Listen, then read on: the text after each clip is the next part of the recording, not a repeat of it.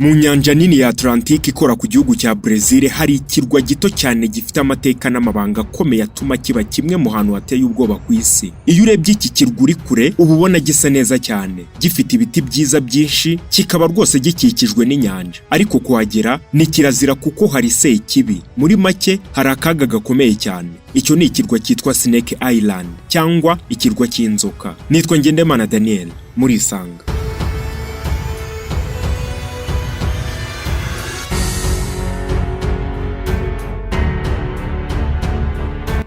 Ikirwa cy'inzoka ni ikirwa gifite ubuso buto cyane, ariko kirimo bwinshi bw'inzoka zitangaje. Abashakashatsi bavuga ko gituwe n'inzoka ziri hagati y'ibihumbi 2 n'ibihumbi 4. Bivuze ko ushobora kubona inzoka hafi ya buri metero imwe buri ntambwe uteye. Ibi bituma kiba kimwe mu hantu ku isi hafite inzoka nyinshi cyane kurusha ahandi hose. Izi nzoka ntabwo zisanzwe, ahubwo n'ubwoko bwihariye bwitwa Golden Lancehead, kandi bukaba bugira ubumara bukomeye cyane. Ndavuga ubwo bwoko bw'inzoka. Ubumara bw'izo nzoka burihariye kuko bushobora kwangiza inyama z'umubiri w'umuntu mu buryo bwihuse cyane. Iyo umuntu arumwe n'iyi nzoka, ubumara bushobora kumushegesha mu gihe gito cyane, ndetse bamwe bavuga ko ashobora gupfa mu gihe kitageze ku isaha. Ibi bituma kujya kuri iki kirwa nta burinzi bifatwa nk'igikorwa cy'ubwiyahuzi. Amateka y'iki kirwa agaragaza ko kigeze kuba igice cy'umugabane wa Brazil mu myaka 1000 ishize. Icyo gihe inzoka zari zisanzwe zibaho hamwe n'izindi nyamaswa, ariko uko imyaka yagiye ishira amazi y'inyanja yarazamutse maze ubutaka buratandukana.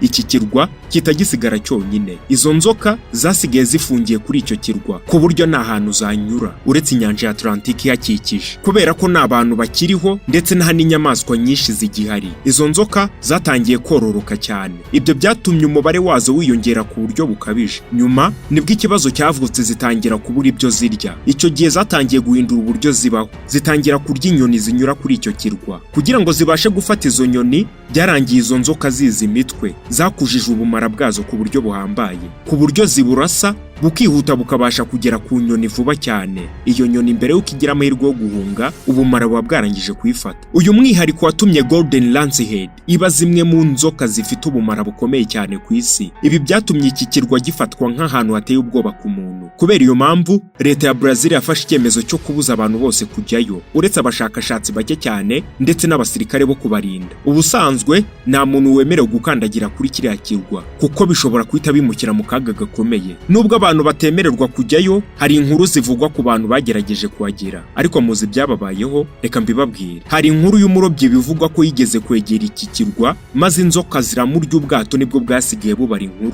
Gusa abahanga bemeza ko nubwo iki kirwa giteye ubwoba, gifite akamaro kanini mu bushakashatsi bwabo. Abashakashatsi bifashisha izo nzoka kugira ngo bamenye uburyo ubumara bwazo bukora, ndetse bakabukoresha mu gukoresha imiti ishobora kuvura indwara zitandukanye. Ibi bigatuma nubwo iki kirwa giteye ubwoba, ariko gifite uruhare runini mu guteza imbere ubuvuzi. Ngayo nguko ibya Snake Island, ikirwa cy'inzoka. Nitwa Ngendemana Daniel, mugira amahoro.